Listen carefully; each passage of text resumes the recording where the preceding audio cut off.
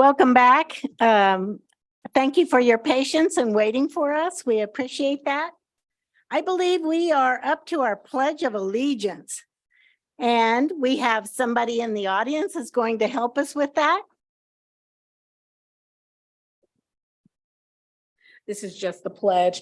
And so, oh, there you go. I think this one might be louder for you. Okay, thank you for giving this back. All right, Ms. Tanner is going to go ahead and start. I pledge allegiance to the flag of the United States of America and to the republic for which it stands, one nation, under God, indivisible, with liberty and justice for all. Excellent job, excellent. Later, you'll get a chance to ask her questions because she is helping read one of the proclamations this evening. Thank you for helping us with that pledge today. So I need a motion for adoption of the agenda. Madam President, I move the board approve the agenda as presented. Do I have a second? Do I have any questions on the agenda? A vote, please. The vote is open.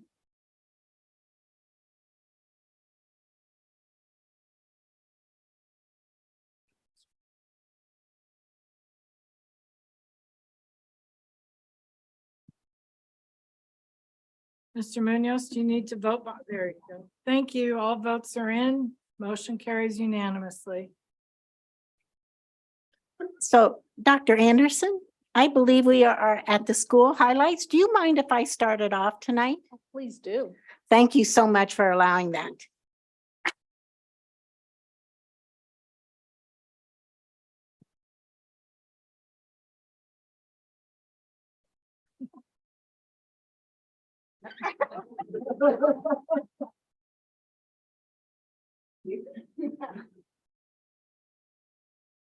Dr. Anderson.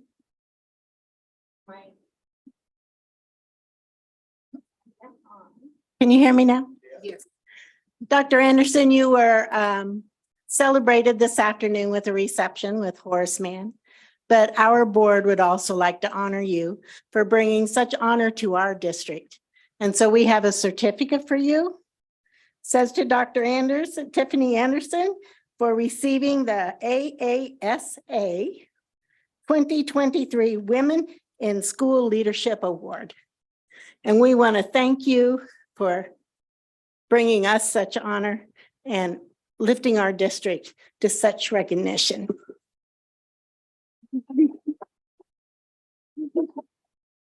Yes. You have any words for us of wisdom? Thank you. That was unexpected and the reception was beautiful. I appreciate the acknowledgement, but the recognition is really to a board that is supportive, a staff that is incredible, students like Ms. Tanner and the thespians that are here tonight from Topeka West that are exceptional. Social workers who will be bringing the proclamation to you, who work tirelessly doing home visits. That's who the award is really for. And so any light on Topeka shines a light on the excellence served by everybody else in this room. So thank you for the flowers for me, but most importantly, thank you for your support and the commitment for everyone else that allows for the national recognition to occur. Thank you. Now, do you have any other highlights you would like to share with us about the awesome things happening in our district? Now, this is the really great highlight. Ms. Tanner, can you come back forward? Ms. Tanner is a third grader at Jardine, who you heard back in August as she led our convocation. She does this quite effortlessly, and she did not know that the thespians would be behind her, cheering her on. And so I'm going to turn it over to Ms. Tanner. Is she, and I believe you're doing this all by yourself? Let me see. You are doing this all by yourself. Well, would you like this microphone? Sure. Either one. There you go. And let's make sure that they can see her. I see you have the proclamation, but I think she has it in her hand. This way she'll be on the screen for everyone to see Miss Tanner as she reads. All right, you ready?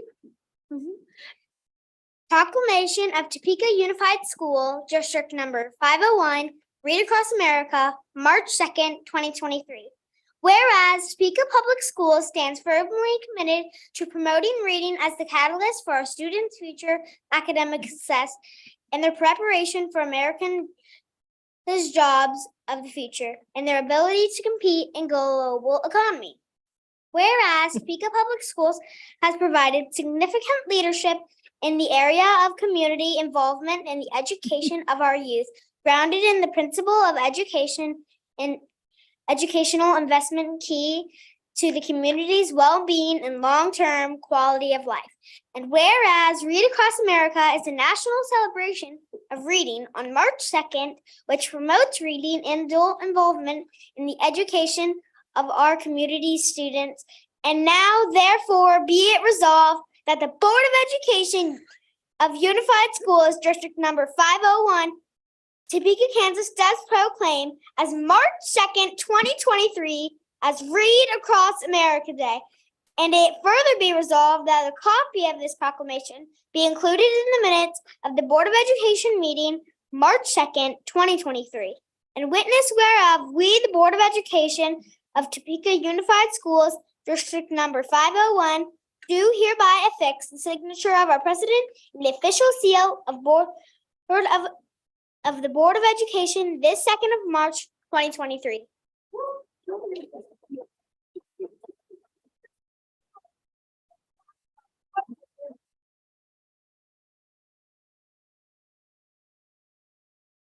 In my 7 years, that's the first time, a standing applause for the proclamation. Thank you. I know that they have questions. Is this too tall for you? Or do you want to stay right where you are? That way people can see your whole outfit. Yeah, I'll stay away. I like my outfit a lot, except when it's really itchy. You know, and you just got a role in the play this evening, or at least they finished casting. So Yes. why don't we start with sharing the board that information, and then I'll turn it over to the board members to ask other questions. Well, your proclamation shall be done. You have won us over. Thank you. I'm going to ask our other board members if they have any questions for you. So I'm going to look down there, and so be ready to fire off. Any questions? Dr. Schumacher.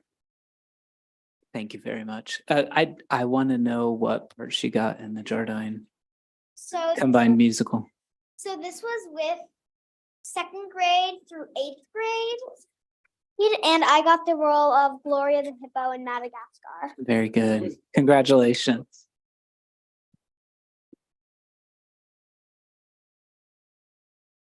Any more questions?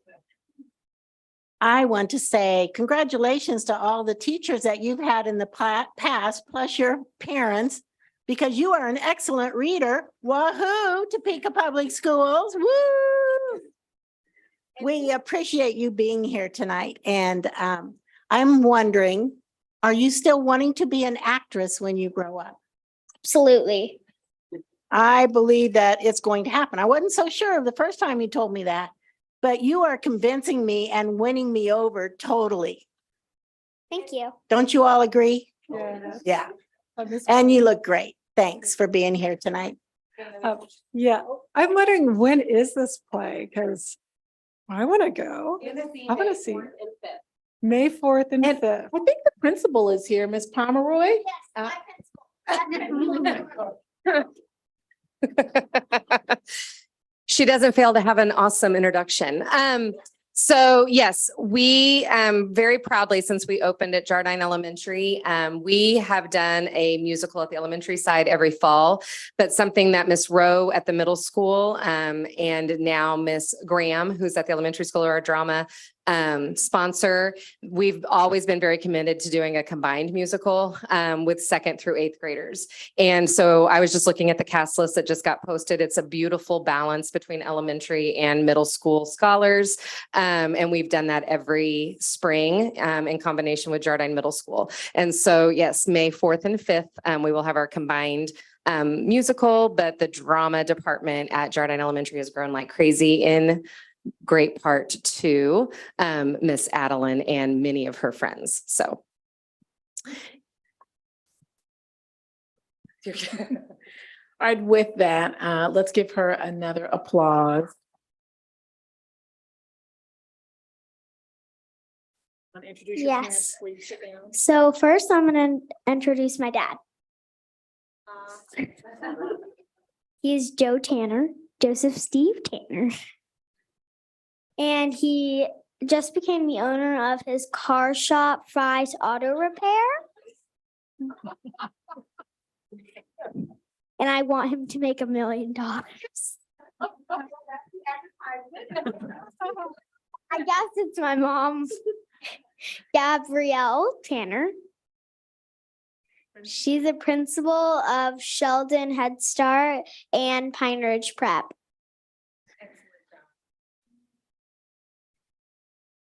Again, outstanding job and congratulations on the part and the great job you did with the proclamation.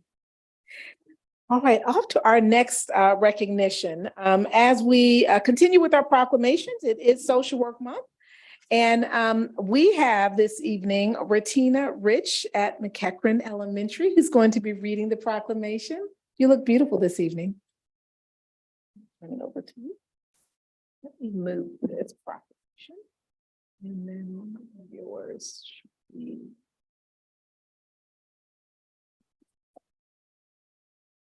Thank you so much.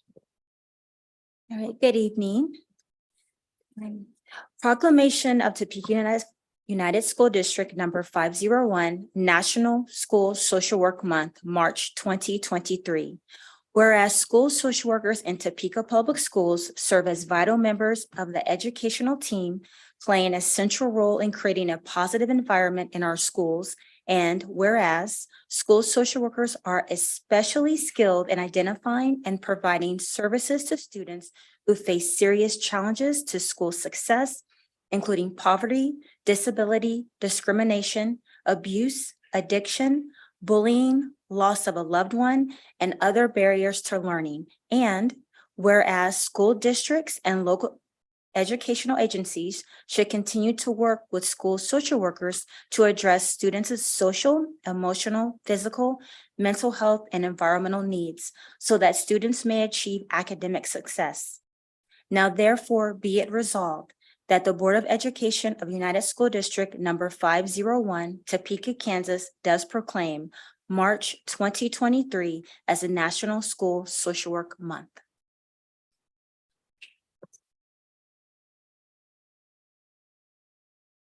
I suspect board members will have some questions for you as well. We know that our social workers are here. Can you stand for all of our social workers?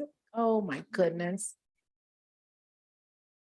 And Ms. Mills will join, who oversees the social workers, and they both are prepared for questions. Do I have some questions down? Dr. Schumacher. Yes, thank you very much. I, in my day-to-day, as a pediatrician, there are many different types of social workers and they do many different things, but I think it'd be nice for us to hear a little bit about kind of what goes into some of the different parts of our students' lives that you guys touch and help with. Okay. Well, as far as some of the different parts of the lives that we touch, we can go into homes to support children. We assist with connecting with community resources. We come alongside them, in a lot of trauma events as well.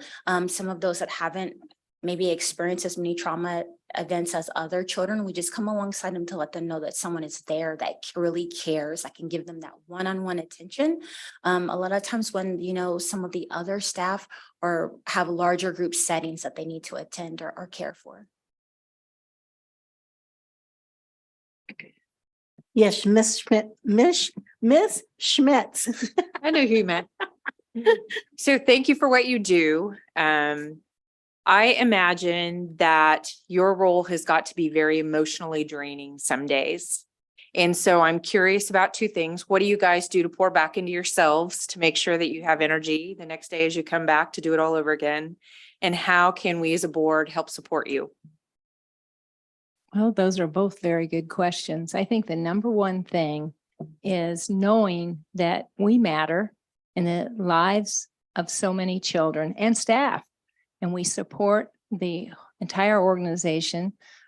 I think there are a lot of nights when social workers go home tired, but I think also feeling like they've done well for so many. So in a way, it's a self-fulfilling prophecy that we want to make a difference, and we believe that we are. How you might help, just keep us funded. We could use a couple more. Thank you for everything you do. Thank you so much for being here. And we really appreciate your huge outreach. It's not just within the school building, but like you say, home visits. When you go to other schools and help support when we have a tragedy in our community and all the things you do, you're just so appreciated. And we understand your job has been really hard this last year since COVID. It's really thrown kind of a loop and everything. So we appreciate all the heart and love that you are pouring into our students to help them overcome this. So thank you so much. All right, thank you again. Do we have a video? Was that what you were pulling up? Our next proclamation is recognizing National Music, Theater, and Visual Arts in our school month. And of course, we have one of the Teacher of the Year finalists was Barbara Atkins. She's pretty amazing at Robinson. And so she's going to come forward. And then Mr. Reynolds, who oversees all of fine arts, and he oversees band at Highland Park. The two of them will come forward to read that proclamation. Come on up.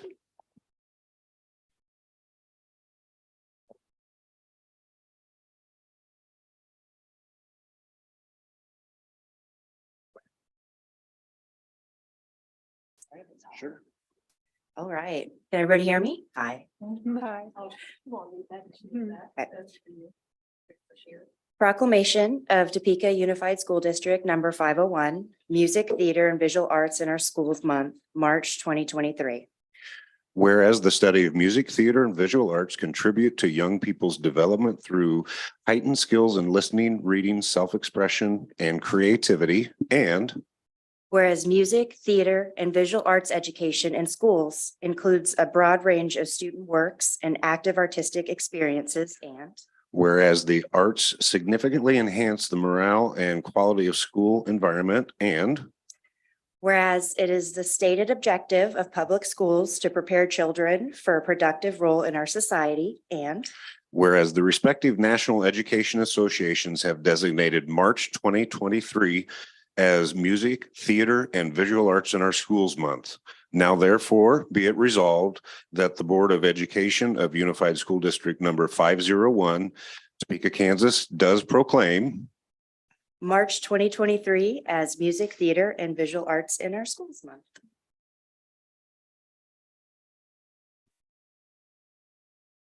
And we'll turn it over to Madam President for questions that you might have of Ms. Atkins or Mr. Reynolds.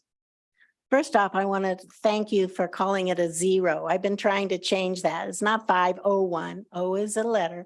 And I appreciate hearing you say 0. Thank you. Do I have any questions from the board for our group today?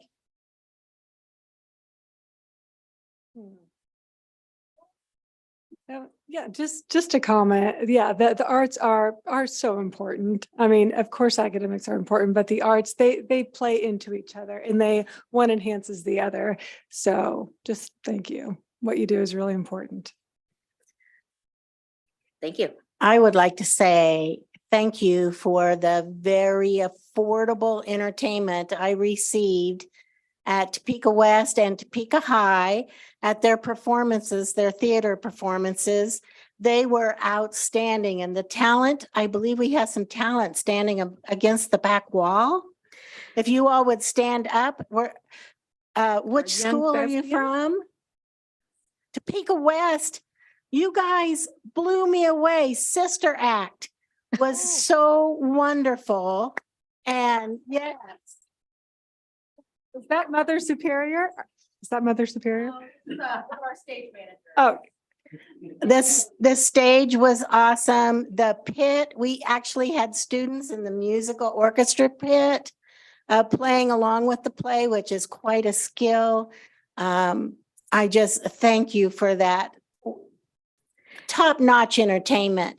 Also, I want to thank all of our band instructors that are playing at our basketball games and our other sports. Outstanding. I got to listen to your band last night at Highland Park High School, and your drum line sounds awesome. And to see those students give that time outside their day is just really appreciated and says a lot to all of you. The practices, students staying around to put in the efforts that they are putting in for you and all of your staff says so much about your program and both of you. So thank you. How long have you been in the district, Ms. Atkins? Our semifinalist for Teacher of the Year, and the work on this wall is Robinson. It's not all art, it's a variety of things, but you also see some reflections of young people's creativity. So Ms. Atkins, how long have you been in the district? This is the end of year 9 for me, Okay, all at Robinson. all at Robinson. Right. And Mr. Reynolds? This is year 13 in Topeka Public Schools and 29 in education. And yours have all been at Highland Park and all at Highland Park? Yes, ma'am. All right. So with that, let's give them another applause. You're going to hear from our thespians in just a moment. We will be taking a photo with everyone. And at that time, our young thespians and Miss Murphy, who is also pretty amazing, they will be included in the photo. However, later when it says legislative advocacy, you've already met Jim Edwards and he spoke.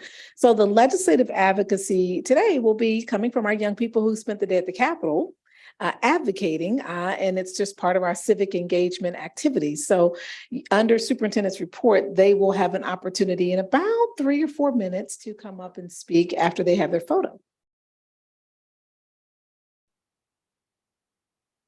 Thank you. And so our photos will take place at what time? Right now? Yes, that's what I was thinking would work great. So we will do that. If the audience will please be patient while we all gather and take a few photos. Thank you. Young thespians, you'll need to come up front, and actually if you all wanted to. We'll start with this together.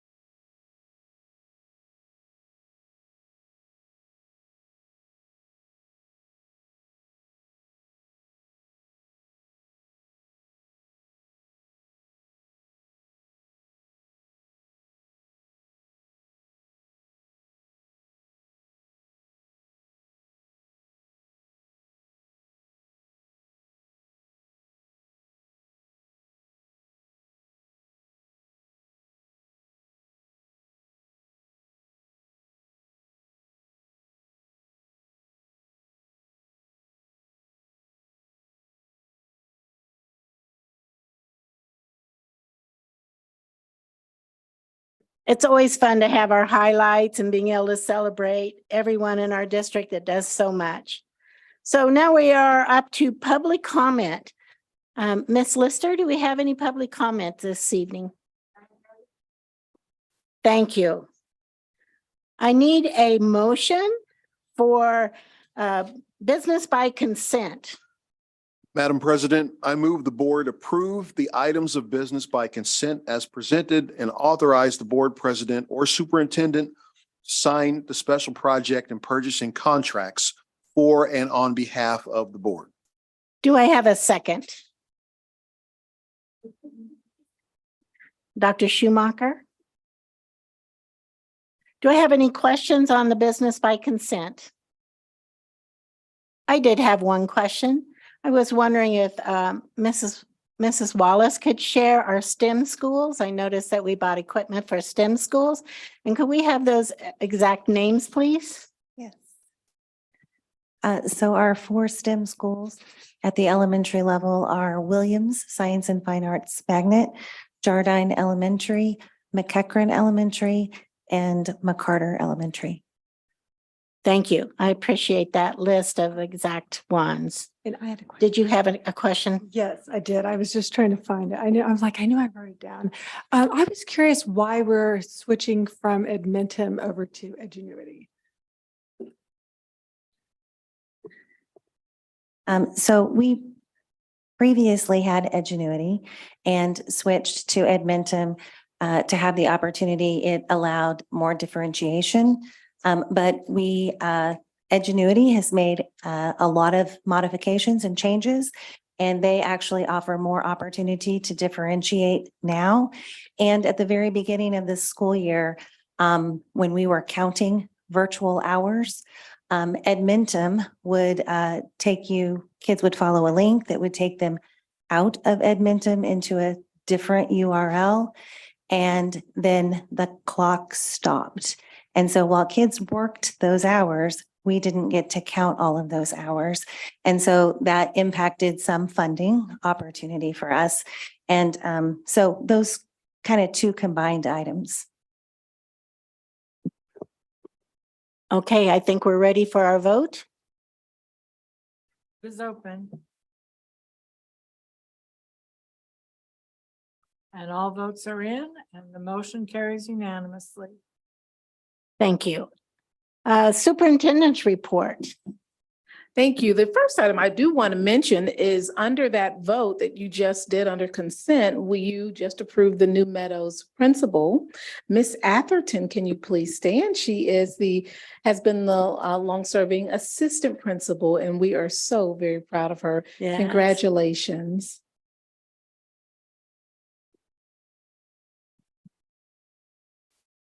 The second item, as we have been talking about theater, we have our thespians here today.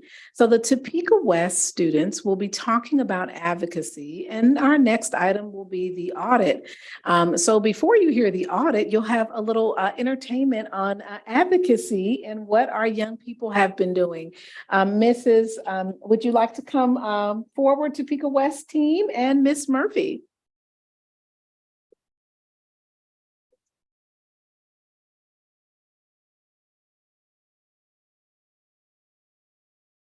Oh, well, I was gonna say up here, but if you want to go there, that's fine as well. Yeah, I'm fine with that. She said they're debating forensics kids. They like a podium. They do like a podium. I'll just introduce them really quickly. My name is Katie Murphy. I'm the Assistant Director of Theater at Topeka West. And this is Phoebe Edgerkin Kufal. She's a sophomore. This is Charlie White. He is a junior. And this is Jaden Munson, and she is a sophomore. And they're going to tell you a little bit about what we've been doing today and about some awards that we won last summer and a couple of other tidbits of information. So. I'll just step up to that.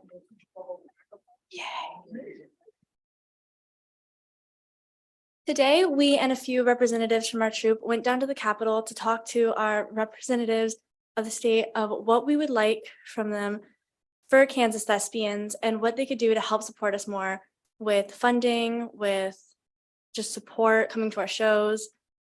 And we told them a bit about our troop and all Kansas thespians in general. Did you want to give them Statistics about. Well, we do have some statistics, but we would like to say that they were extremely receptive and they really like to hear from us. There were around 25 different branches of the Kansas Thespian Society represented at the Capitol, from Kansas City to Garden City to us. We were recognized in both the Senate and the House. We spoke all of about 300 or 400 members of the Thespian Society who were present there, spoke to the representatives. We were really well received. We personally, our troop through 3061, had a really, really great interaction with our House representative. And, it was a fantastic time. We really think we got the word out and we're really happy with what happened today. And we're going to brag a little bit now. Yeah, I'm here to brag about the awards, the 2 awards that we won last summer of 2022. So the first award that we won was the Outstanding School Award, which we were the only school in the country to win that, which that was just kind of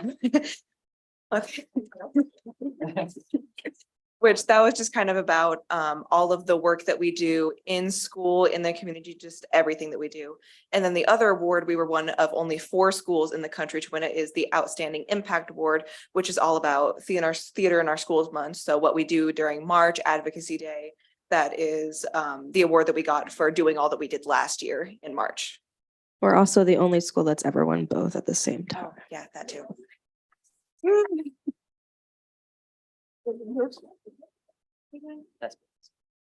gonna brag a little bit. One more thing. We're also, we've been invited, so I should say every year in Kansas, of the 100 chapters of the International Thespian Society in Kansas, we all about, I want to say about 2,000 to 3,000 of us. I know that's the difference. I'm not quite sure the exact number, but It was 2,300. 2,300. 2,300 thespians convene upon Wichita and we compete against each other. And this year, we very kind competition, of course.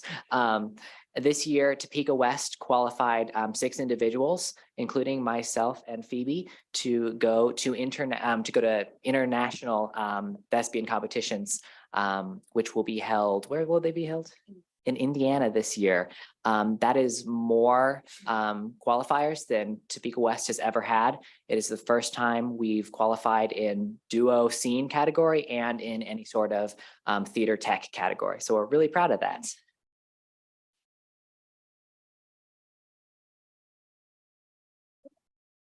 So that is the legislative report from our young people. I'll turn it over to the board if there are questions for them. I'll start with Dr. Schumacher. I'm just wondering what you guys think makes your troop 3061 successful or more successful than maybe other troops to do such outstanding work. It's kind of a cliche answer, but really the community behind it. And also, this does relate. We are completely self-funded by ticket sales. And I think that compels us to work more together to unite with this common goal to put on the best show that we can and work with each other as best as we can.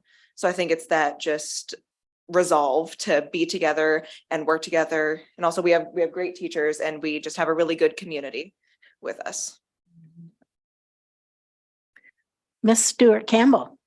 Well, my question is, I think the answer is going to be similar to Dr. Schumacher's. And it was basically it's not bragging, it's just truth telling. And so my question was how you got to this level, but I don't know. It's probably a similar answer to Dr. Schumacher's. So I can. If you guys Well, I want. can do the same You thing. go for it. I mean, the best in the country, that's a big deal. I mean, I'll say the same thing as Phoebe. I think that we've just gotten really good at banding together and using the resources that we can find to work together. We do a grassroots thing. We all take what we have and we build the best product because we are driven to do that. And it's gotten us this far. I just want to add, I student taught at Topeka West in 2009, and then I moved on to work where work was available. But I knew going in, there was a legacy at Topeka West from Doug Goheen, from Ryan McCoy, from the teachers that came before them, of Topeka West having a fantastic arts program. And so when I became the assistant troop director, that was something that was very important to me to continue. And I knew that we had amazing talent in the city, and I knew it was very under-recognized on the national and state level. So when I joined Kansas Thespians, that was one of my goals, was to bring the recognition to these talented kids that I knew we had, and they just hadn't really had those opportunities before. So they really are amazing kids, and a lot of them start very young at Topeka Civic and in their elementary schools. And so that's part of the reason they're very successful, is they're just darn talented children. So. They certainly are. We really want to thank you for coming tonight. And as a school district, I hope you understand, we are funding you from elementary all the way up. When so many districts across the nation have had to cut their music and arts program, and you have a board that is really strong around arts and leadership team that know that so many of you bloom in programs like this where you might not bloom anyplace else. So we understand the importance, and we appreciate all the effort you give us when we come watch your productions. Oh my goodness, they had the whole school decked out like a Catholic church. Oh my gosh, all their windows were stained glass, and they spent like at least 2 days on a weekend putting that together, maybe two weekends, 2 days. It was actually just 3 hours. It was just 3 hours? We teamed up with Art Club, so they took care of most of it. Because Facebook made it seem so much longer. But we really appreciate you coming tonight and all that you do, and our educators that help them shine like that and bring the department up to such a high level. Thank you. Good kids. For all that you do. Thank you. Thank you guys for coming and supporting us. We really do appreciate it.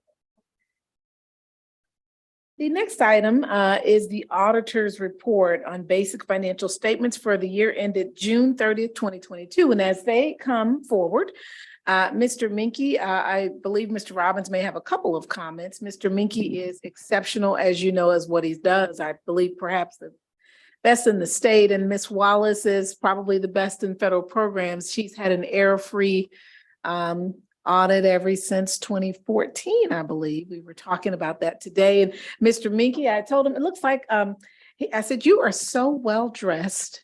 He said, well, you know, this is just what we do. No, I said, what do I look like the rest of the That is time? what he said. Because I said, is that a new shirt? That's really the conversation. When someone compliments you like that, you're thinking, wow, she thinks I look awful most days. But can we have any members of Yeah. the finance team stand and just applaud them? They are truly incredible. And I'll turn it over to you. All right, well, 2022 audit is complete. And we have Miss Karen Lynn here from BT & Co, senior partner, to kind of walk you through the board's report and to entertain any questions about this year's audit and to clear up any questions that you may have. So I'm going to turn it over to Karen. Thanks. As she prepares to begin, Mr. Robbins, I guess your comments at the very end, and once they hear all of the audit findings. Thank you, sir. Thank you. Good evening. I appreciate a few moments of your board meeting this evening to present the results of the audit. There are two documents that go with the audit report. One is the financial statements themselves. The second one is the report to the board, which has the conclusions from the audit process. And it's that document that I want to just spend a few moments in because that has the conclusions and the items that we want to share about the audit results. So if you have that and you want to follow along, just past the table of contents is where I'm going to start in that document.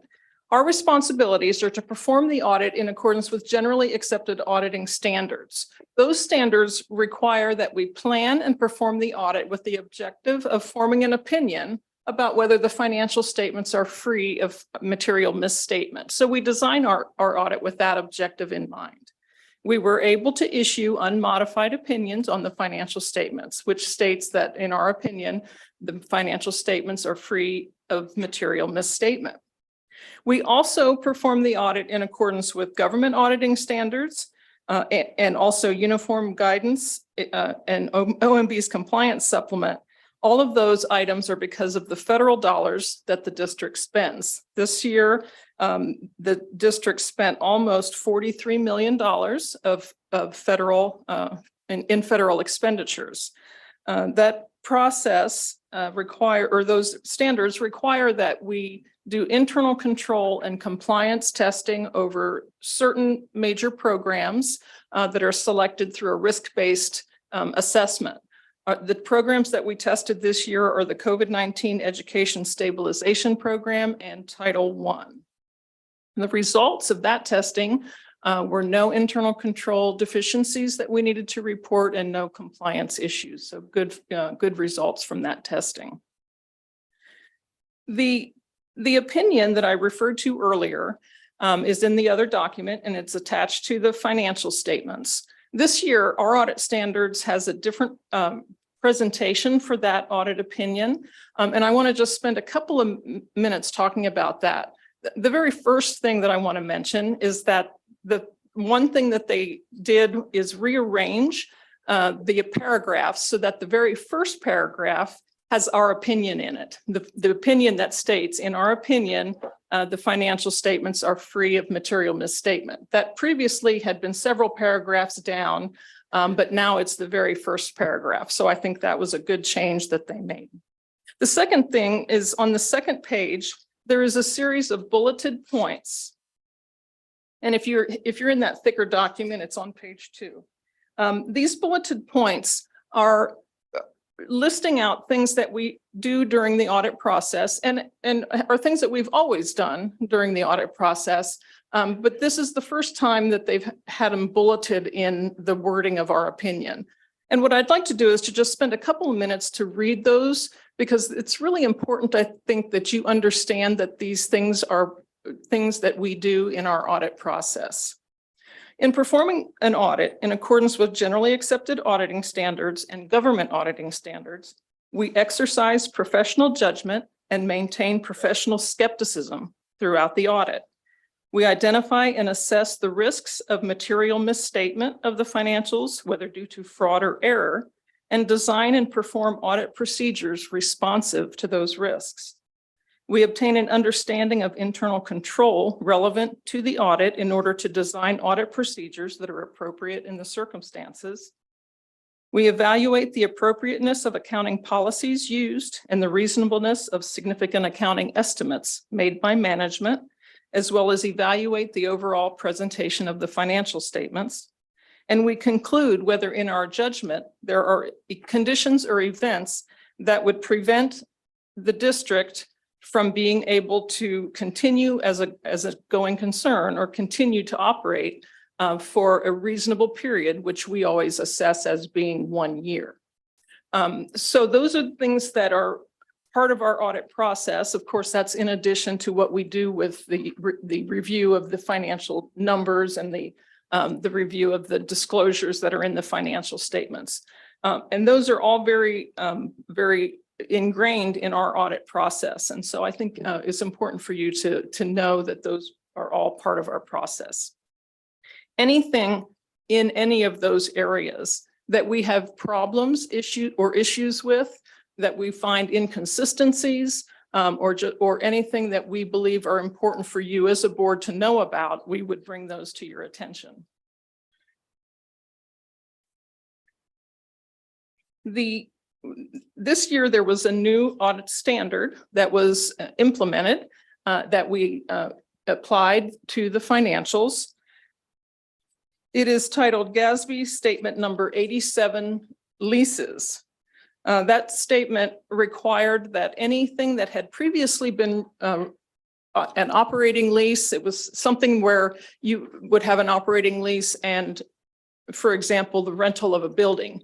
You didn't own the building, but you just rented it and used it. Now this standard requires that that right to use that building now gets recorded on your balance sheet or on your financials as a right to use. So it's a complete change in how those types of things are recorded. And so there was an assessment done by Mr. Menke and his team on what all leases you have that fit into that category. And an adjustment was made to the financial statements to record those. So that change was made in the financials this year. And while we're kind of on the subject of standards, there will be another new standard next year that has a very similar type of feel to it, but it will be for similar types of contracts, but for technology, for software, and any types of things that are used for technology. A very similar statement is coming out. So there will be another type of new things that come onto your balance sheet for the right to use those types of assets as well. There are some estimates that are in the financial statements that are considered to be significant. Those are included in a table on page 4 of this document. Oh, thank you. We do review. We review the policy related to these estimates and management's estimation process. And then we come to a conclusion about whether the amount that is then recorded on the financial statements for those estimates is reasonable. The significant estimates in the financials are the OPEB, or the other post-employment benefit liabilities, the self-insurance reserves, the net pension liability, and the valuation of the investments at fair value. We were able to conclude that all of the amounts are reasonable that are recorded on the financial statements for those estimates.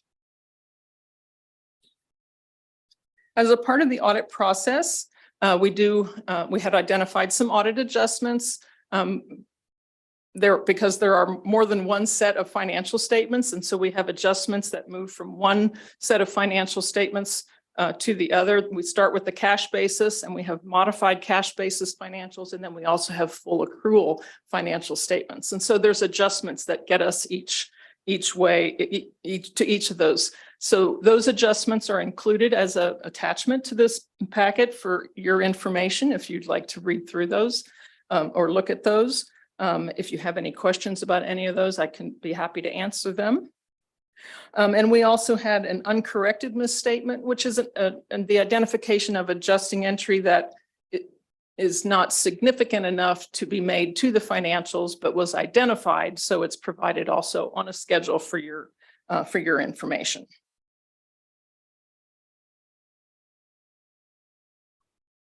Other things we would bring to your attention as a part of the audit process would be if we had identified anything that would be considered to be a red flag of a more serious issue. If we had had any issues with disagreements about accounting matters, disagreements about auditing matters, information that we requested that wasn't provided to us, and so forth and so on. Anything in that type of a category would be brought to your attention as a board so that you could be aware of it. We did not have anything that we would need to bring to you that would be considered to be in that type of a category. As always, we had great cooperation. Mr. Menke and his team were fully prepared for us and were responsive to all of our requests, and we were able to get all of the information we needed to get through the audit. As you can see from the thickness of the financial statement, there's a lot of information to go through and to audit. The results that we have tonight from the audit process don't just happen during the time period that we're auditing. It's because of a year-round process and financial reporting structure that is well functioning.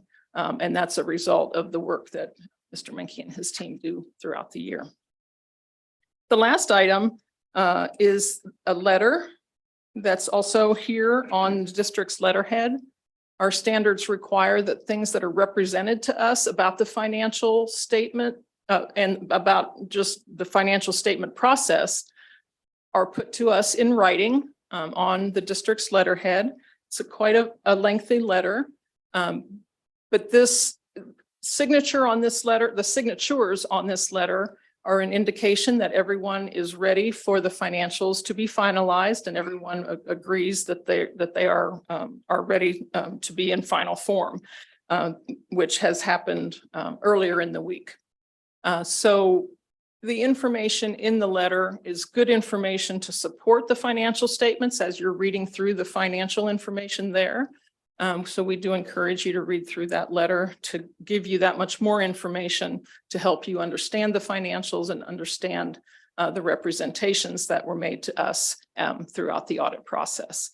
And, and as a part of that, then it helps you with your fiduciary responsibility for financial accounting matters and to help understand the financials. So we encourage you to read through that. And again, if you have any questions about anything in that letter, we'd be happy to help you answer those.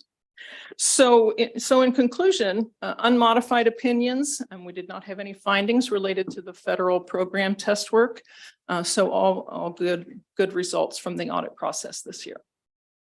With that, I would open for any questions that anyone might have. Does anybody on the board have some questions on these financial reports? Yes. Stuart Campbell. Wow, thank you. This is a lot of work, and really appreciate all of you who worked on this. Okay, I read through as much as I could understand, but I had a few questions on the few things I was not fully understanding. Can you give an example of what the difference is between a governmental activity and a business type activity? The business type activities are ones where you might charge a fee. For profit. Yeah, I mean, and in the district, you really aren't gaining a profit for most of the things that you do. But I think the food service program is one that is handled in the business type, because you do charge a fee for what the activities that happen within that program. Okay. And the governmental ones are, the teaching, all of the things that happen in the school, which there really isn't a fee charged for. Okay, thank you. Mr. Robbins has some comments to also make. Oh, thank you. Oh, yeah, there's his hand. Mr. Munoz. Yes, thank you very much. Thank you for all of your work. I appreciate it. I know it's an intensive number of months to be able to go over that, and so I appreciate it. And I also am appreciative of our finance team. It's an incredible year-long process. My question to you is this: because of how awesome our finance team is, they've set a very high bar. And if I had a wish, things would always stay the same as far as our finance team, and they wouldn't leave at some point in the future. So my question is, what processes can we have in place, or what are best practices to make sure that we're striving for the highest bar in terms of our financial reporting? Well, I think a lot of those processes you have in place. The most important things that you can do is to have your processes documented, to have cross-training of your processes, so that there's not just a single person that knows, what needs to be done in any one single process. But documentation is extremely important. The times that I've seen the worst scenarios is when someone does leave and everything was in their head. They didn't have anything documented. But I think that is a step that has been, is behind us in terms of the district, because the processes that you have in place are documented here. So we as board members should always be asking those questions about. Absolutely. Okay, and our specifically our finance committee should be asking those questions. Right. Yeah. And yeah, so part of your fiduciary responsibility, not being, not being there doing it but asking the questions about whether those things have been taken care of. Are controls in place? You know, even asking what are the controls so that you can have the discussion about what the controls are, so that you can even give comments or even recommendations if you hear something that you have a recommendation about. Okay, thank you so much. And again, congratulations to our finance team for all of your work. Do I have any other questions on the board? Mr. Robbins, you have some statements for us? Yes, thank you, Ms. Bowley. First, I'd like to thank Ms. Lynn for being here this evening to give us that report. She was able to share information that certainly made me align myself with something that Ms. Bowley said earlier, as far as the term that she liked to hear used, and that was the word zero. I really appreciated hearing zero when it comes to whether or not there were any findings in the audit that took place. I think the board was able to see that BT and Co. They put our business operation through a very thorough review when it comes to our financial operation. And to be able to come through that review with zero significant findings and zero material weaknesses, I think speaks very highly of Mr. Minke and the rest of his business operation and the team that is down on the garden level of this building. As Ms. Lynn indicated, this isn't something that happens by chance. It is through the hard work and diligent work of a team that is following systems and processes on a daily basis, so that when it's time for an audit, they don't have to do anything that is above and beyond, but just continue to do the work that they have been doing year in and year out. Mr. Minke has put in processes and systems that have enabled this district to be able to have a successful audit, one with zero findings for 6 consecutive years. Okay, 6 consecutive years. And I think that, again, that speaks to the effort and the skill set of that team down there. And it should, I think, give this board some comfort and a high level of confidence in the fact that your fiduciary responsibility is being fulfilled with the team that is in place. So I want to commend them, thank them. I want to thank BT and Cole for the paces that they put the team through so that they can give the board the comfort and confidence in the financial operations within Topeka Public Schools that they should have. And the 6 consecutive years, I can assure you that it is the aim of Mr. Minke and his team, and certainly the aim of myself, that we continue to build on that streak. And I have every confidence that that is what's going to happen going forward. Thank you so much. I want to thank you for putting us through the paces so that we can assure our public that we are spending their public money efficiently for our students. And so that is great to have this report to assure them. Want to thank our team for always being there for me. I can always call Mr. Minke and say, what? And he always gives me the time to help me understand this budget and what we need to know. And I appreciate the time you gave me the other day to understand this report that was given to us. And thank you so much for your time tonight as well, giving your family time to be here tonight. So thank you.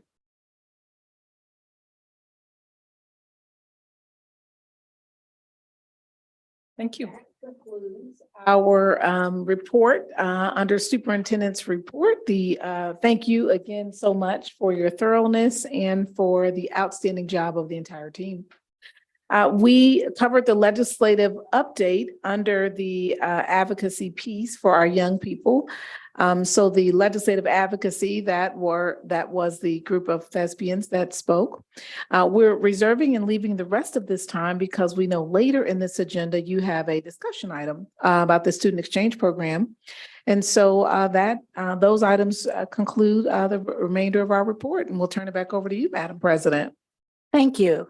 We are up to that discussion item, so I will turn this part over to our board member, Miss Melanie Stewart Campbell. I hope everybody has their information that she sent out and have looked through it and have your questions ready. Miss Stewart Campbell. Yeah, so I don't know if I should just kind of talk in general about it, if everyone had the chance to read it, maybe for the sake of those here in the room, I should just do like a general overview. Yes? Yeah. Okay. So I had this idea for a short-term summer study abroad program, and I just want to give some context for everybody where this came from. So I myself in high school, I spent a few weeks in France, and it changed the trajectory of my life. It was my first time out of the country. It really exposed me to another culture, another language. I was immersed. I was privileged, and it was expensive. And I was lucky that my parents could pay for that. And so the company that I went with, they pay for the host families. And this matters because the host family who I stayed with was getting paid and pretty much ignored me the whole time. But I was 17, and I was with other like 17-year-olds. So I didn't think, I was like, whatever. And I still managed to have fun, but they got paid to be a host family. And this matters because this is part of the proposal that I want to present with you all today. Okay, so there's that piece. And then follow up to that is now here we are with my children, ages 14 and soon to be 16, and I want them to have such an opportunity. It's too expensive for my family to go through one of these programs. So, but I thought, hey, I don't need that. I know a lot of Spaniards. I know a lot of people in Paraguay. I'm just going to do it on my own. And I reached out to my son's 5th grade teacher. Oh, I'm glad Mr. Mackey's in the room because he knows him. I reached out to Alvaro Calvete and said, would you consider hosting my son? And don't speak English to him.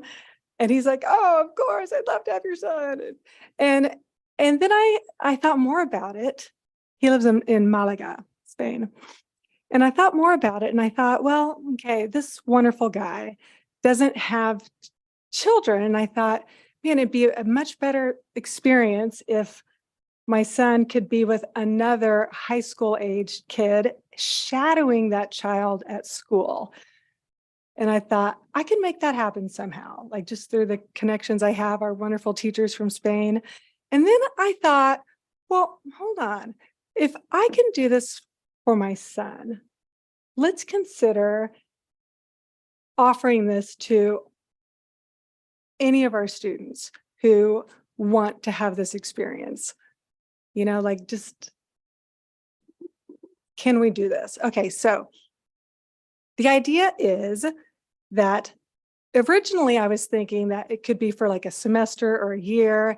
And then I decided that perhaps we just start with the summer and 3 to 4 weeks, and that's it. And the reason there are quite a few benefits for it just being in the summer. So they're away from their homes less time, 3 or 4 weeks, that's one. Another is Topeka Public Schools does not need to apply for or pay for the student visa, the F1 student visa through the Department of State. More students, I think, will be able to participate because it's in the summer and they won't be missing out on all the extracurricular activities that happen during the school year. And the final advantage is that there's no need for a visa. And I did follow up on this. So for sure, Spain does not require a visa if the stay is fewer than 90 days, nor does Paraguay. So, and why am I talking about Spain and Paraguay? Okay, because we got to, if we're going to do this, we got to start small, and we need to start with countries where we already have connections. Spain, because of our VIT program, earlier today, we were talking with HR about some of our amazing teachers from Spain and those continued friendships. Am I right, Mr. Mankey? Those continued friendships. We have strong connections with a lot of these teachers from Spain.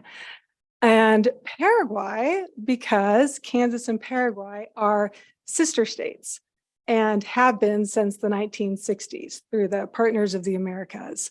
And every state in the United States is paired with a region in Latin America with the purpose of strengthening ties between the United States and Latin America.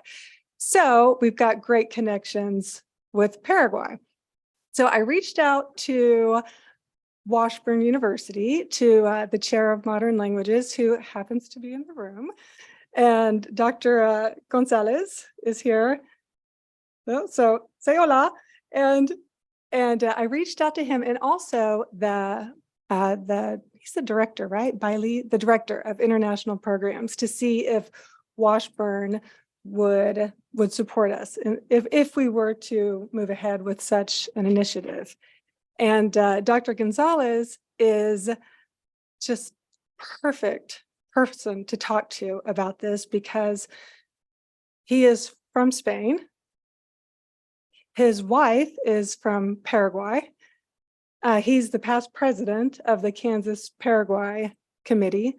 So he's got the same connections in Paraguay, all these connections in Spain. He's also the father of 2 TPS students.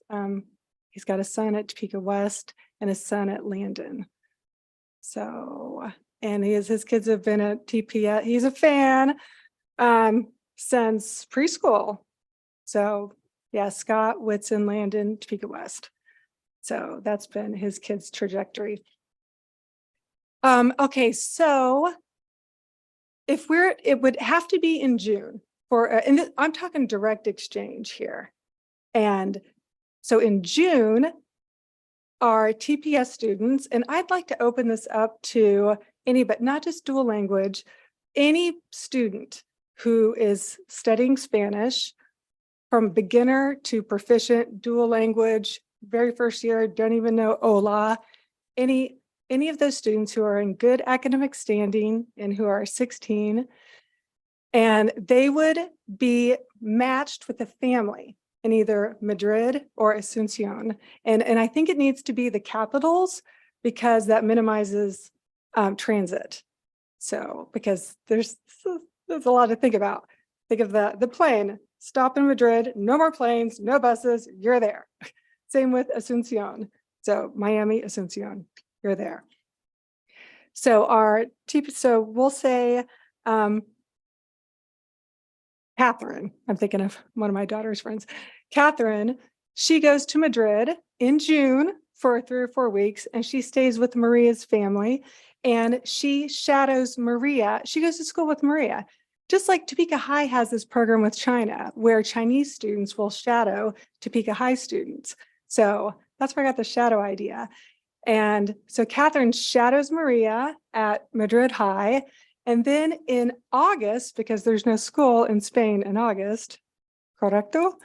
Right, okay, so, and I know we start school like the first week, second week in August. So Maria from Madrid now comes and stays with Catherine, and they're not strangers. They've already met. The parents can communicate with each other.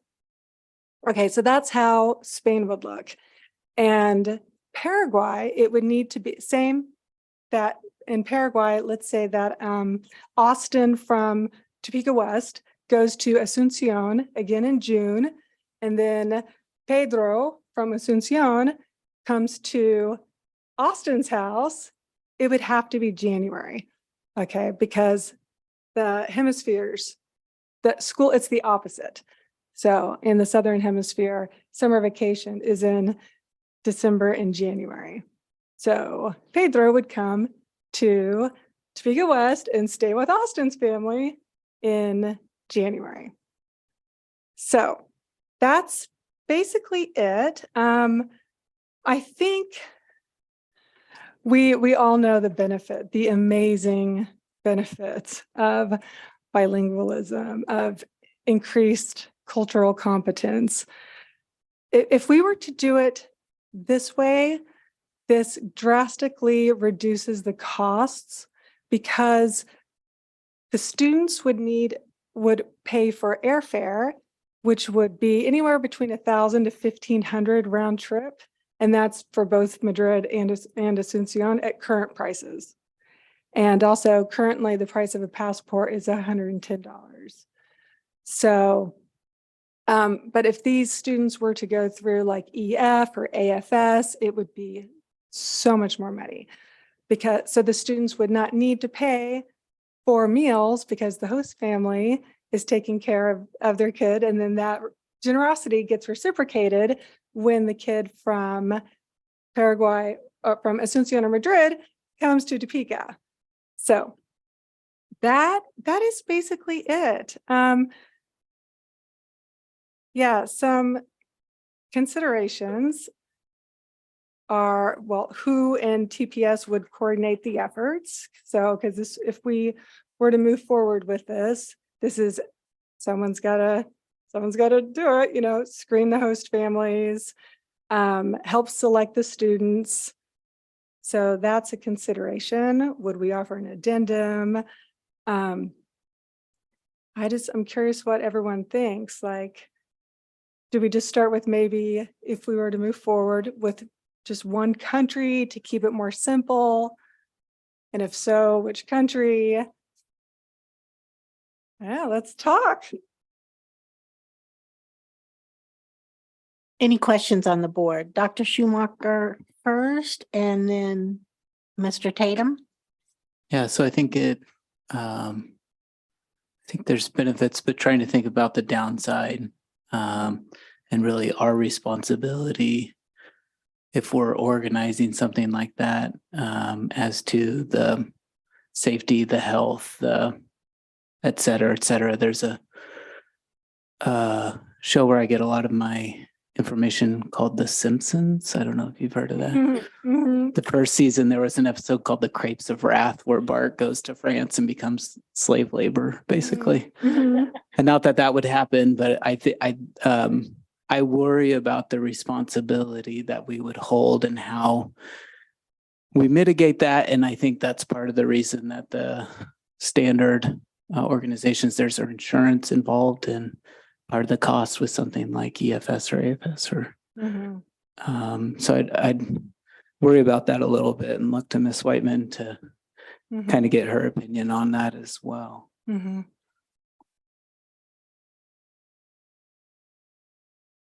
That was almost exactly the same point that I wanted to raise. I think what Dr. Schumacher is talking about is legal liability. And Ms. Stewart Campbell, I think you've done a great job of really thinking this through. You've given this a lot of thought and tried to think about what are the benefits and the potential costs and things like that. So yeah, I would just there's really no way to pare this down and pilot it. I mean, it's all or nothing. It's really either we're going to do this or we're not. So that feels a bit intimidating. Yeah, I don't know if there's a good way for us to begin the process of really kind of assessing risk and weighing that out against potential benefits. Other than that, I mean, I'm certainly curious about how this could work. Yeah, I also was thinking of another benefit is how this could help TPS be even more of a destination district. I think of parents like me, I'd be like, oh, I want my child to go there because of this program.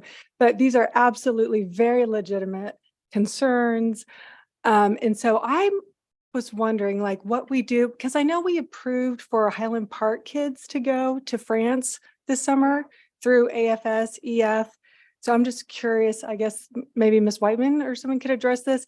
How, I guess I want to understand the difference in like liability between that versus what I'm proposing. So yes, they're taking a group actually to Panama and then to South America. It's the Spanish teacher. And so they got permission to explore from you, but they are actually working through a third-party organization. And all of their meetings that they've had related to this have been off Topeka Public School property. And they have done a lot of fundraising, the kids have. They were collecting used shoes and all kinds of things that they've done to raise dollars. But it is not, while we gave approval for them to explore and continue to plan for that trip, they actually are working through a third-party organization. Okay, so there's no like liability for us.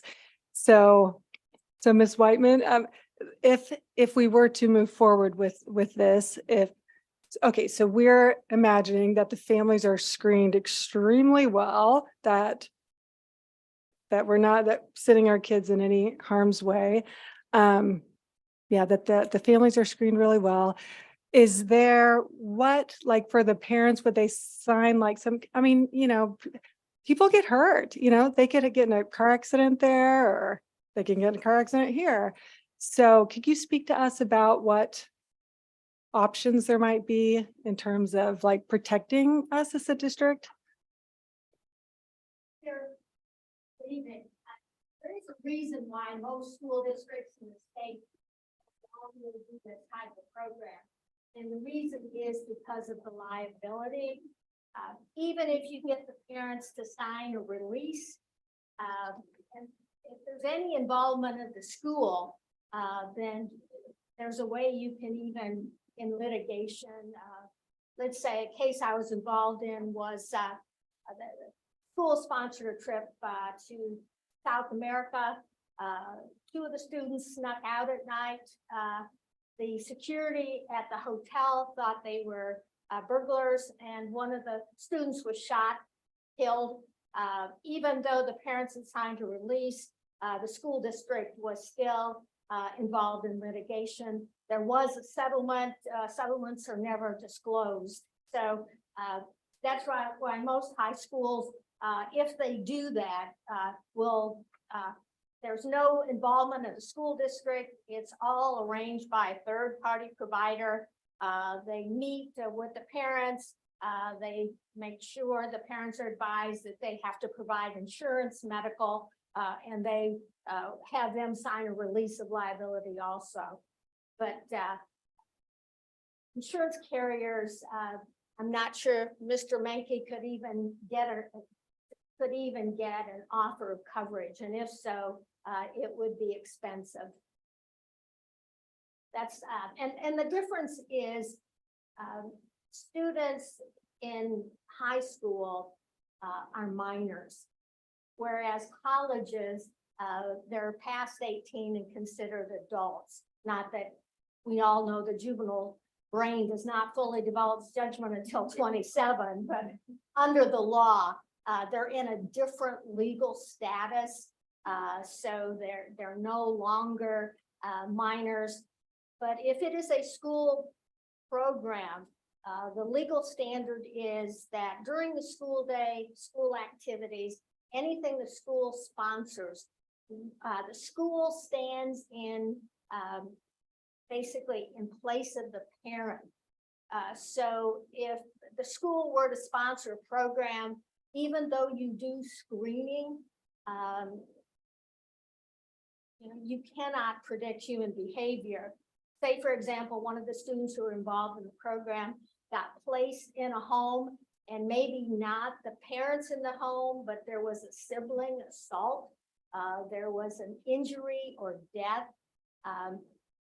Part of any time a parent loses a child or the child has an injury or accident, part of the grieving process is to try to find someone to blame for that. So it would result in litigation against the school district. Now, you hate to be in a position to deny opportunities based on what may happen. And legal recommendations are based upon risk assessments of what has happened in the past. But over the last 10 years, school districts have slowly tried to get out of doing anything outside of the athletic competitions and theater and debate, where they don't have the ability to control what happens to the student.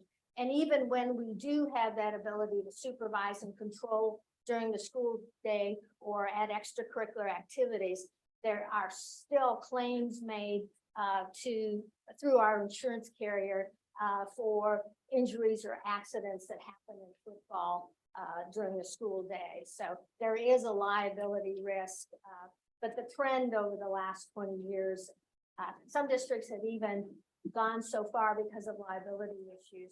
They do not sponsor the after prom parties, because if the student is traveling outside of the school and if it's not held on school property, then it becomes a liability risk for injury or accident.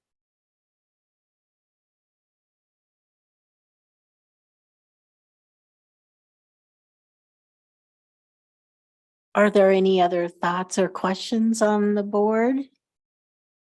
Mr. Munoz?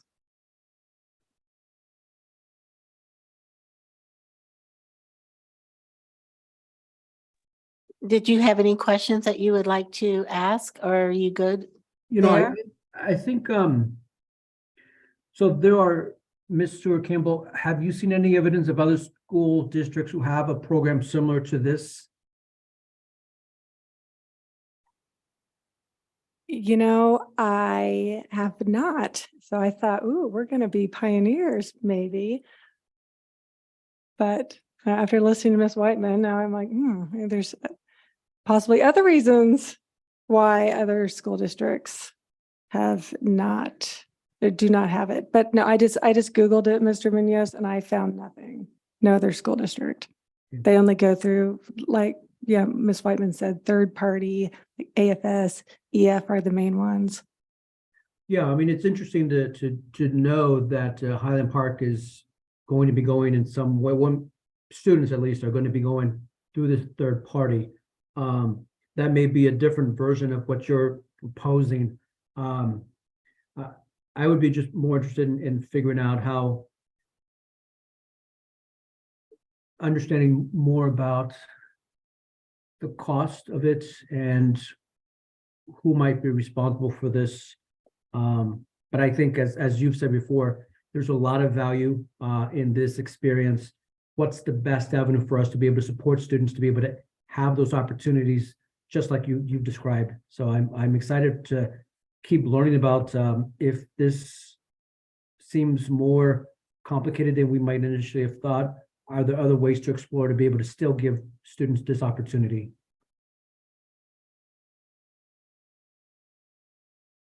Thank you, Mr. Munoz. Ms. Stewart Campbell, what is the next step you would like for this proposal? I don't really know. I just appreciate everyone listening and being receptive and hearing Ms. Whiteman's legal experience about everything. I'm really and honestly not sure what the next step would be. So I have two hands down here at the other end. Mr. Tatum, you want to go first this time? My only comment, Madam President, was to Ms. Stewart Campbell, that if you can, I know you did a quick Google search, but if you were able to find a template in terms of what another district somewhere is doing similarly, that you could bring back to be a discussion point for the board again, then I think, to me, that would be a next logical step here. Dr. Schumacher? I would just wonder if there are other organizations outside of like EF and AFS that partner with school districts to cover some of the trickier stuff, but maybe still there's some level of partnership between the communities and the families and almost a hybrid of the two systems. But, you know, I think as it is, you know, even I think in one of the comments that we were emailed, you know, they had made note of the kind of significant concerns for their children studying abroad. And I know my 3 kids, if they were halfway around the world and they were a junior in high school, I would worry about not just what the family's doing, but what my 16 or 17-year-old is doing, and kind of how they're protected. And I would want that to be crystal clear before, and I think all of us would. Right. So, you know, of course, parents, if they are not comfortable, they would not send their kid. Or they could choose to send their child through a third-party organization. And, you know, we'd certainly really do our due diligence. And Mr. Tatum, about like finding another school district. Okay, so I guess finding another school district who's like kind of figured out how to do it, but also like protecting themselves against litigation. Yeah, or maybe we could be that first district if we could figure it out. I don't know. I'm just really hopeful. I just would love for so many of our low-income kids to have this opportunity that is just pretty much reserved for more privileged kids. So. Well, we do have a teacher at Highland Park that is trying to figure out a way to accomplish that for our students that may not have that opportunity otherwise. So Yeah, maybe that could maybe be- being as a board that we're always approving those explorations on leadership guidance. Okay. Would it be- Because this teacher is taking on a lot of responsibility to take a group of students like that, and he's going through the proper channels to make sure that there is that safeguard, that, you know, insurance piece, the liability piece, and you know, he might be a good one to talk to, how he has accomplished all of that. But I think at this stage, I'm not sure with the cost of insurance that we're able to take on a liability like that when we're talking about students that, you know, get hurt during the school day, and we have to cover those expenses. So our insurance is at a pretty hefty price. We cover a lot of people, so. But that could maybe be a place where you could start with that, and maybe others would take an interest. Okay, so I could see if I could find another school district that's doing it, and then also talk with the Highland Park teacher about how she, I think it's a she, is like raising funds to make it accessible to more of the low-income kids. And then I could bring that report back, like during comments or something.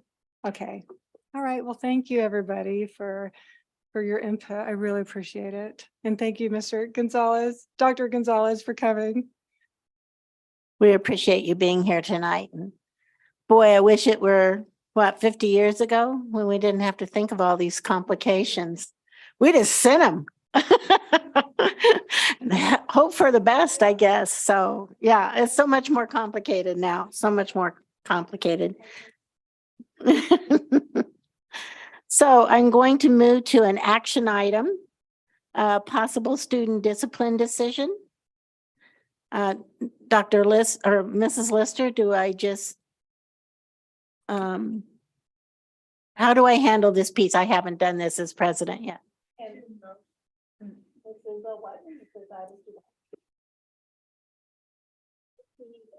Motion would be hold decision of the appeal hearing. Do I have that motion from someone? Madam President, I move the board uphold the decision of the hearing officer. We have a second from Ms. Stewart Campbell. Any other discussion? Let's go to vote.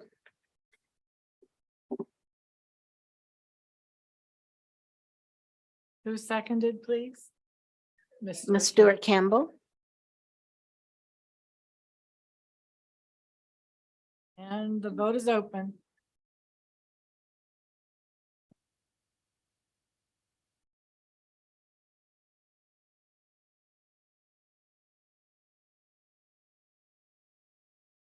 And all votes are in and the motion carries unanimously. Do we have any committee reports that need to be discussed with the board?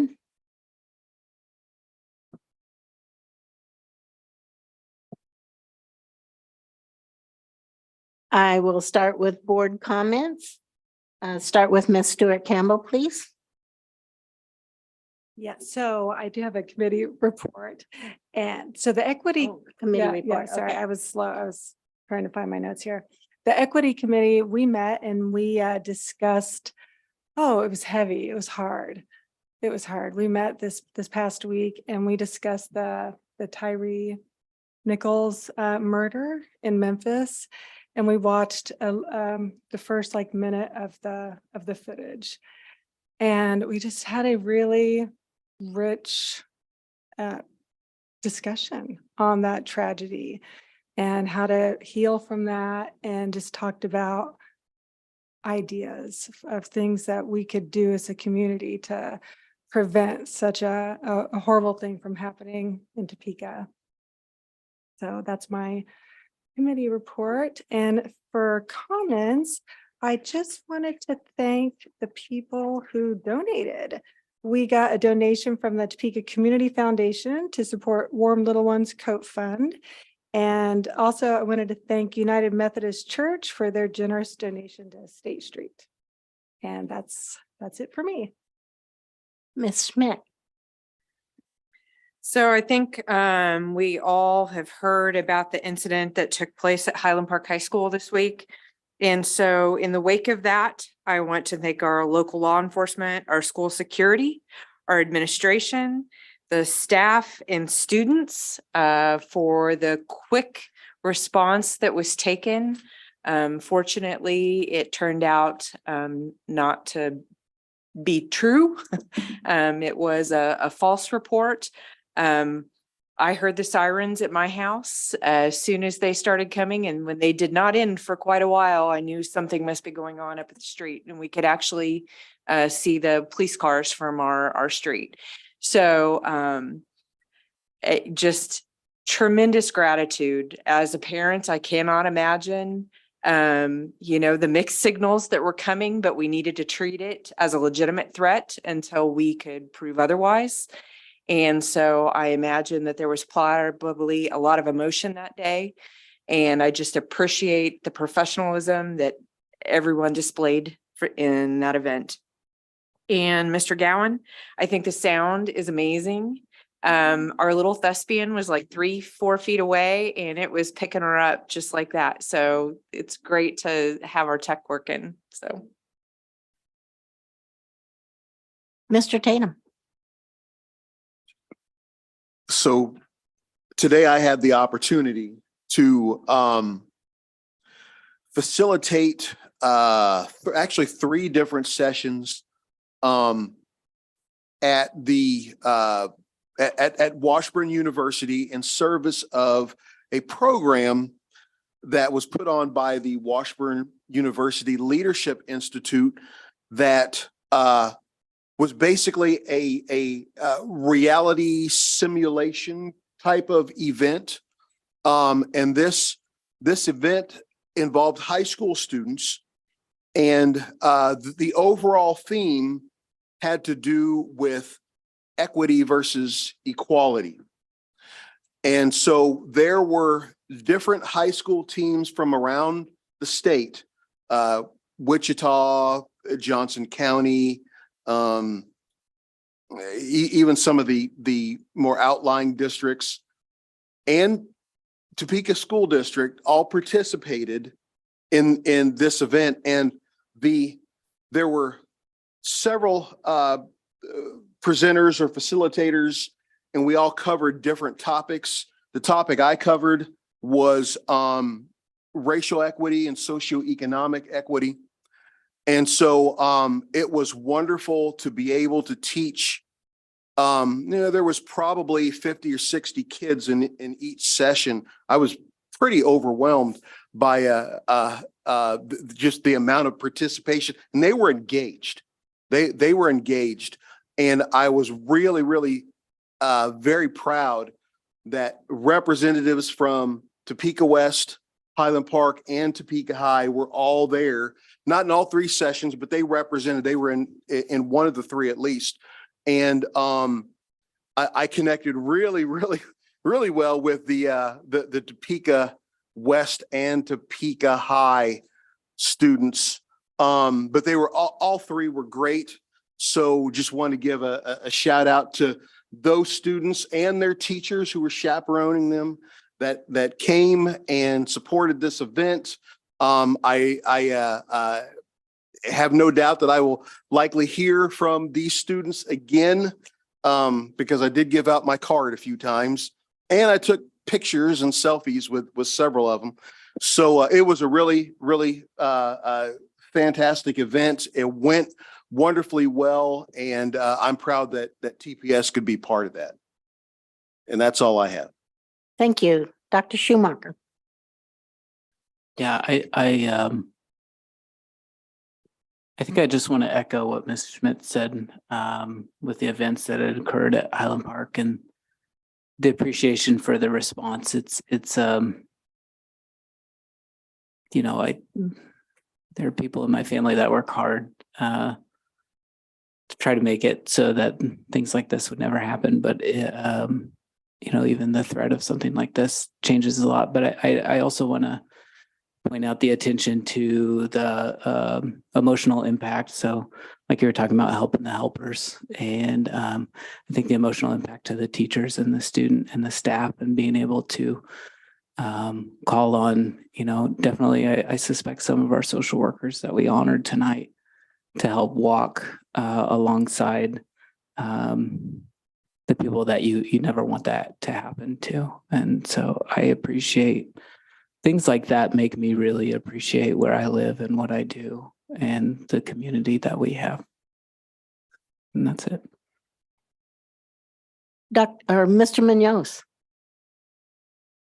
Yes, thank you.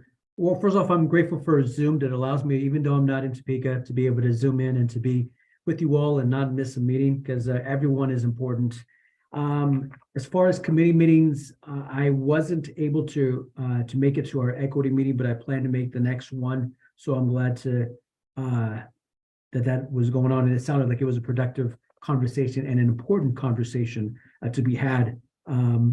As far as policy committee, I did attend our most recent policy committee. We are going through, obviously, with the help and assistance of Ms. Whiteman, all of our policies. And so I left my notes at home, so I don't have those notes, but obviously we have our other committee members, Ms. Schmidt and Ms. Stewart Campbell, who might be able to fill you in on that. So I'm looking forward to our next policy committee, where we're gonna sort of do some deep dives and get more into this, what drives our district, which is policy, and out of policy obviously comes procedures. As far as comments, last week, I think you and I both were able to attend a visit by Governor Kelly to Jardine Middle School, or Jardine Elementary rather, where we talked about special education. And I think that special education seems on the surface like it's an issue that affects only a few select students and a few select parents. And I think that what I hope is that every parent understands that when special education is underfunded, that those funds, in order to be able to make sure that they have the resources necessary, come out of resources and funds that affect every student, whether your student is in special education or not. So I think that's one thing that I want to share that I took from that visit by Governor Kelly. The other thing is that that our visitor learned a lot that she may not have known before, and that I think that the more we can do to have individuals come visit our schools, especially those individuals who are deciding policy at our state level, the better that we can be to make sure that they have a full dynamic understanding of special education and the importance of fully funding it. Other than that, I don't want to I think it's already been reiterated that as a parent, what's happened at Highland Park High School is very worrying. We have to be wary of it, and I believe that we have staff who safety is of utmost importance, the safety of our students, of staff, of our teachers, and it's impactful in a lot of ways that we probably can guess, and probably in ways that we can't imagine yet. And so we have to be vigilant.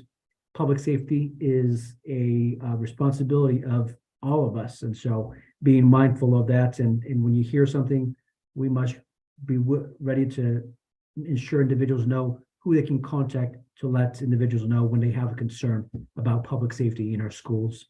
The last thing yesterday was a robotics event at Topeka High School. And so I couldn't make it, but my kids were there, and I heard a report yesterday over video chat with them that they were in awe of the robots that were there, and so I'm grateful to the staff there at Topeka High, as well as the other schools, Scott Dual Language, and some of the other schools that were involved with that. So my hat's off to that.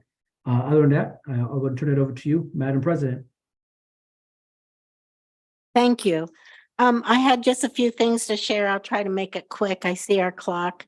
You have letters that I received from second graders at Meadows Elementary, and I'd like for you to take the opportunity to read them. I've also shared them with Mr. Robbins, so that we will be able to put a response back to them, since they've taken the civic responsibility to contact us about a young friend in their classroom that is in a wheelchair and can't use the playground the same way, and they are concerned about that person. So it's wonderful that Meadows is raising a community of very caring students, and we do want to respond to them. So if you'll read those, I got more if you want to read more, but I've handed those out. I also want to point out that I noticed on Sheldon's website, and I'm assuming other school websites, that they're advertising our magnets and dual languages for enrollment for next year. So Ms. Stewart-Cameron, I wanted you to know that this is being advertised and giving families this opportunity to make those decisions for their students. Robinson has a play this weekend, and so you'll be able to see middle school theatrics, and so that would be great if you'd be able to go over and see that. The Title I robotics, we passed in our consent some more equipment and robotics for our students. And that event last night was actually for our dual language schools. So it was just a collaboration between Topeka High, Landon, and Scott. So it was one of the best turnouts I've seen in a Title I meeting or night for a long time. It was fabulous, and took a lot of staff to put that on. So we want to appreciate them too. Championship basketball is happening now in our high schools. So if you get a chance to go out and see some really good sports, take that chance. Our governor made a statement that she was really impressed at how special education had changed in schools since she was in school. She did not know the services that we give to our students that are in need of any special service that they qualify for. And so any legislator you can talk to and invite them to come to school to see exactly what's happening in special ed. It's not like it used to be for many of them. It is a very different picture, and we need to spread that word, what we do with our special ed funding and how much more is needed because we help so many students. I got to attend a graduation. Thank you, Dr. Anderson, for inviting me at the juvenile detention. It's just proves that we take every student and take them to the finish line. No matter what their circumstances might be, we don't set them aside and say they're not our problem anymore. We do make sure that they get that diploma before through Topeka Public Schools, and I appreciate those efforts for those young people. And then I would also like a request about Lead the Way curriculum. I thought maybe sometime you could help me understand and the board understand what our Lead the Way curriculum is doing for our students. And I believe it's in our STEM, correct? In our STEM schools. So that would be wonderful to know more about. And at this time, I need a motion for executive session. Madam President, I move the Board of Education of USD 501 recess into executive session for 15 minutes to discuss confidential employee matters under the personnel exemption to the Kansas Open Meetings Act to protect the privacy of the employees discussed, and to return to open session in the boardroom at 15 minutes. 8:06 p.m. District leadership staff are invited into executive session. Do I have a second for that motion?